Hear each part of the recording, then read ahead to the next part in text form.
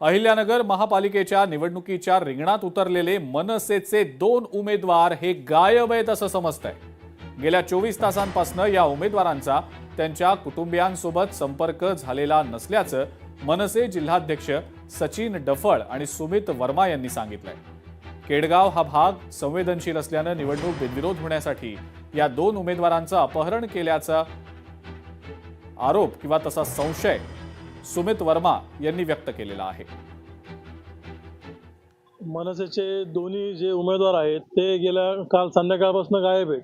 म्हणजे आमच्या संपर्क कार्यालयावरून त्यांनी पक्षाचे सगळं साहित्य नेलं की आता प्रचाराला जायचं म्हणून, पण काल संध्याकाळी घरी न जाता प्रचाराला न जाता ते नेमकं कुठं गायब झाले हा मोठा प्रश्न झालाय।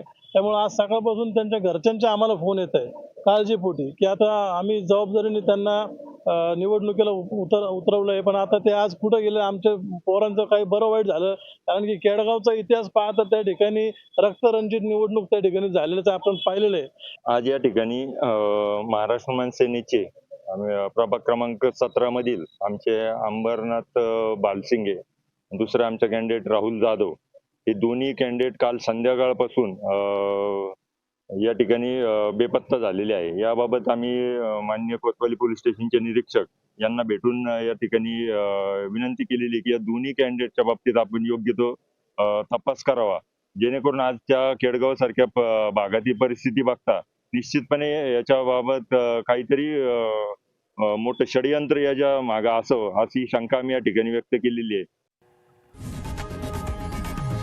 लोकशाही मराठी ऐका, पहा, जागरूक रहा।